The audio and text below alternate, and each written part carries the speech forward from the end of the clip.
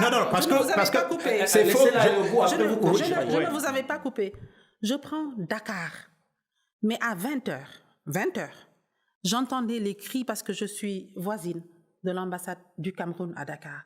J'ai vu tous les résultats, mais à 20h, les Camerounais de Dakar étaient libérés et ça criait partout.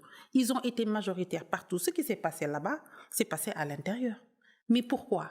M. Chiroma a proposé un programme. Mais vous avez vu l'adhésion populaire des meetings de M. Chiroma? Un meeting ne fait pas une élection. C'est ce que j'allais dire. Mais quand même, ça sert un peu à donner... un climat. Surtout que les tenants du pouvoir ont fait des meetings. Il y en a un, je pense que c'est le président de l'Assemblée nationale, qui a 10 ans de moins que M. Biya, qui a dit, quand vous serez devant l'urne, prenez la carte de RDPC, déchirez-la ou votez blanc, mais ne votez surtout pas pour le RDPC. Ce n'est pas de sa faute. C'est parce qu'il n'est plus là. C'était un lapsus. Non, il n'a pas dit que ça. Hein. Il a dit plusieurs choses et ils ont été obligés de venir arracher le micro de ses mains. Tout le monde l'a vu. Mais, à Maroua. Mais aussi, on a vu le président Biya. Moi, je ne veux pas parler de l'âge du président Biya parce que c'est l'Afrique et nous avons beaucoup de respect pour les vieux. Mais vous savez comment nous, on les traite? Mais vraiment, on les retire de tous les circuits pour éviter tout ce qui se passe actuellement et on s'en occupe et on les honore. Mais on les met pas comme ça devant une population pour les rendre ridicules. C'est pas nous notre culture, ce n'est pas notre histoire. Mais on a envie de vous dire, quand vos arguments tiennent ce qu'ils tiennent, et chacun peut y adhérer à sa manière, mais la réalité aujourd'hui, c'est que les gens se disent, quand vous dites tout ça, et que les gens au Cameroun ont peur, ils se disent, est-ce que vous ne risquez pas de susciter quelque chose dont on a peur, c'est-à-dire il y a juste ça que je voulais dire. Il y a juste ça que je voulais dire. Vous savez, c'est pourquoi je disais que la situation n'est pas drôle. Dans quelques jours, c'est une prophétie que je fais ici. Quand le Conseil constitutionnel va déclarer vainqueur M. Biya, il va se passer des choses que je ne veux même pas imaginer parce que quand même nous sommes là et nous réfléchissons. Et je vais vous dire autre chose. Ça peut être perçu comme une menace, hein? Non, une mise en garde. Ce n'était pas une menace. Parce que vous savez qui est menacé actuellement? Le président Chiroma. Depuis hier, ils disent qu'ils vont aller le chercher pour l'enfermer. Pourquoi? On est en démocratie normalement. On a voté. Pourquoi est-ce qu'on doit aller chercher le... Et vous n'êtes pas apparemment au courant d'une autre situation.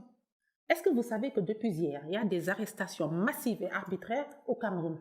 Partout.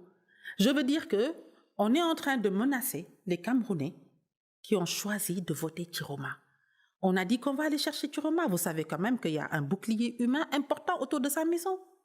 Et aujourd'hui, excusez-moi, qu'est-ce qui se passe?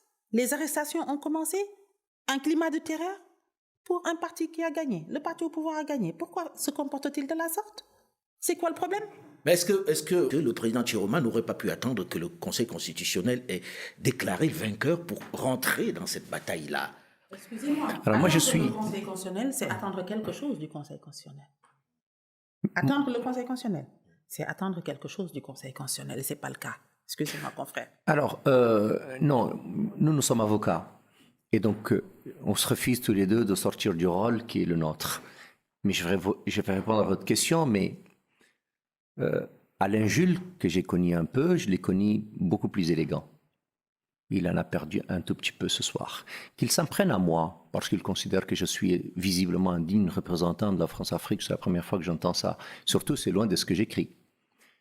C'est pas grave. Mais s'en prendre à Marie-Roger Biloa, ça m'embête. Ça m'embête parce que vous le vouliez ou pas, le Cameroun ne nous est pas un pays étranger du tout. Ça n'est pas du tout pour nous un pays étranger. C'est un pays que nous aimons et c'est un pays qui nous concerne. Et Marie-Roger Biloa ne vous appartient pas vous seul, elle nous appartient tous. C'est une icône du continent africain, c'est la plus grande journaliste du continent africain. On lui doit tout de même un peu de respect. Pour nous, c'est beaucoup.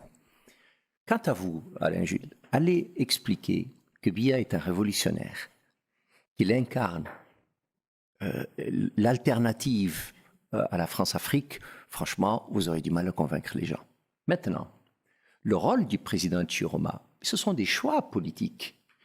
Le candidat Maurice Kamto, que je salue, en 2018, a fait un autre choix. Il est respectable, il faut le saluer.